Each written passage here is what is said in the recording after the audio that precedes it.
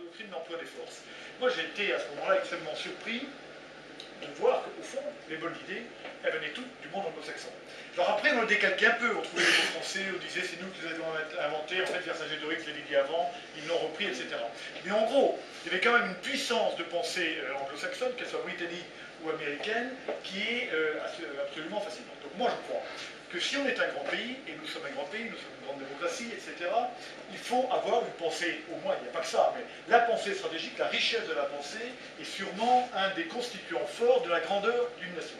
Et je pense qu'aujourd'hui, nous sommes très loin d'avoir cette pensée-là.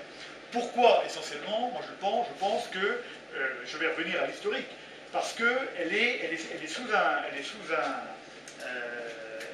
un couvercle, la pensée qui s'exprime est une pensée qui est quand même forcément très alignée sur la pensée officielle et qui par nature ne peut pas être riche. À partir du moment où on est aligné sur la pensée officielle, forcément la pensée...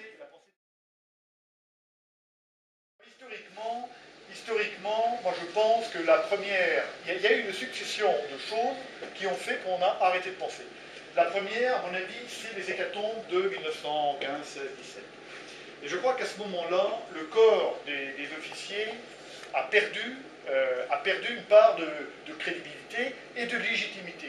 Si le corps des officiers qui pensaient n'était pas capable de trouver d'autres solutions que la solution des hécatombes, alors probablement il ne fallait pas d'abord leur laisser la guerre, Clémenceau l'exprime clairement, et d'autre part leur pensée n'est pas forcément bonne puisqu'elle débouche là-dessus. Et donc moi à mon avis, ça commence là. La preuve d'ailleurs, c'est que Clémenceau explique à juste titre que la guerre ne doit pas être des faits militaires, c'est normal, parce que la guerre est une affaire politique et pas une affaire militaire, donc il a raison, mais néanmoins, je crois que ça commence là. Ensuite, naturellement, on avait fini par oublier Crécy, Poitiers et Azincourt, et puis on a eu 40. On a eu 40. Qu'est-ce qui se passe juste après? Il se passe la stratégie de dissuasion. Le concept de défense de la France. Et le concept de défense français est lui-même antinomique, je peux dire ça comme ça, antinomique, avec la pensée libre. Pourquoi? Puisque rappelez-vous, qu'est-ce que c'était le concept de la dissuasion? C'était la France unie qui allait mourir derrière la bombe atomique. Il fallait bien que toute la France soit d'accord, puisque le président de la République, au nom de la grandeur de la France, appuyait sur le bouton et donc sacrifiait la France, parce que c'est bien que la France aurait été sacrifiée, c'était l'enjeu de cette démarche de dissuasion.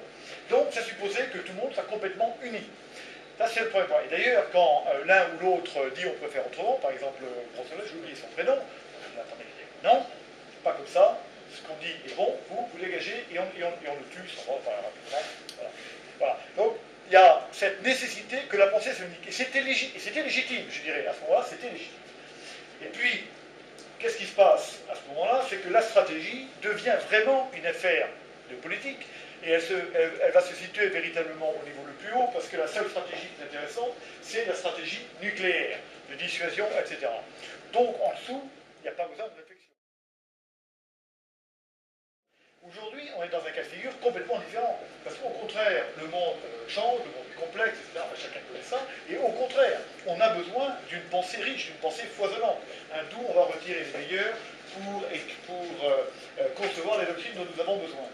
Mais l'habitude s'est prise. Petit à petit, les affaires se sont refermées, et petit à petit, les militaires ne savent plus véritablement, non plus l'appétence pour la pensée.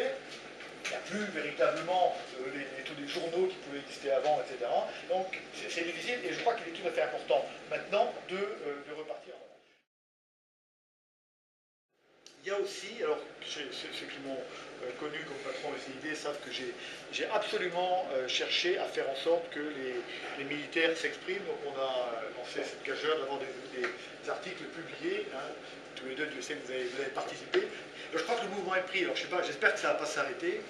Mais on voit que maintenant il y a une appétence pour l'écriture. On voit des choses qui sont très intelligentes, qui sont écrites à droite et à gauche. Et petit à petit, les officiers retrouvent une crédibilité. Moi, je crois que c'est une affaire de crédibilité. D'abord, pour que celui qui parle ne soit pas fusillé, il faut qu'il y en ait beaucoup. Parce que fusiller un type, c'est simple. Quand il y en a beaucoup, c'est quand même embêtant. Bon, alors les premiers qui se lèvent, comme Brossolette, bon, lui, il a été mort. Bon. Coppel, bon, pareil. Mais je crois que plus il y aura d'officiers qui parleront, plus ça paraîtra normal que les officiers s'expriment. Donc moi, ça paraît extrêmement important qu'il y ait un mouvement de masse, et qu'on ne demande pas aux officiers, qu'on ne leur donne pas des responsabilités qu'ils n'ont pas. Hein. Un commandant à l'école du CID, quand il écrit, il n'engage jamais que lui-même. Bon, peut-être que son chef engage plus que lui-même. Et le dernier exemple américain, moi, qui me frappe, c'est l'exemple du COI aujourd'hui. Bon, ça donne les résultats que ça donne. En Afghanistan, on voit bien que les réglages ne sont pas parfaits, puisqu'on n'arrive pas parfaitement aux résultats. Et il y a une voix qui s'oppose à la doctrine du COI des États-Unis, et elle est portée par un colonel qui s'appelle le colonel Gentilly. Ce qui est assez étonnant, c'est que ce type-là, il est professeur d'histoire, je crois, au West Point, ce type-là, mais qui, dans la pensée, est totalement opposé à la pensée officielle. Il s'exprime dans tous les journaux militaires, et il est convoqué dans tous les symposiums militaires pour expliquer aux autres pourquoi ce qu'il pense est mauvais. Moi, je trouve ça formidable. Et ce type-là, il continue à dire ces trucs, après il y a une école derrière lui. Mais parce que les Américains voient bien que leur coin, c'est bien, mais c'est pas la fin des fins. Donc ils font parler quelqu'un qui pense exactement le contraire pour qu'au milieu, on arrive à trouver de la vérité. Moi, je trouve ça tout à fait fort. Et en France, évidemment, on est encore, pour les raisons que j'ai expliquées, très très loin de cette situation. Beaucoup plus la parole dans le monde anglo-saxon. Est-ce que vous avez écouté, par exemple, j'ai lu récemment ce qu'a dit le chef d'état-major des armées britanniques. Il y a un truc qui est quand même étonnant. C'est en France. Il dit, nous n'avons atteint aucun résultat stratégique en Irak, nos soldats n'ont rien. Il dit ça. C'est assez frappant. C'est-à-dire qu'on a une capacité des grands chefs indiens, et assez régulièrement, les grands chefs britanniques en particulier prennent la parole au niveau politique. Bon, ils sont respectés en tant que tel. Ce qui veut pas dire qu'ils sont aux ordres. C'est pas du quota. Et nous, alors évidemment, on a, nos grands chefs ont des rapports avec la politique, mais le nombre de grands chefs chez nous qui sont en interaction avec le monde politique est quand même extrêmement limité. Évidemment, les deux premiers d'entre eux sont en contact immédiat avec la politique, le chef d'état-major des armées et le patron de l'état-major particulier pour la République. Mais je dirais, en dehors de ça, le droit à la prise de parole au niveau du politique est quand même extrêmement limité, ce qui n'est pas le cas. Alors, à côté de ça, également, les militaires américains ont beaucoup plus facilement accès aux sénateurs et aux représentants que nous n'avons accès. Donc, il y a un véritable dialogue.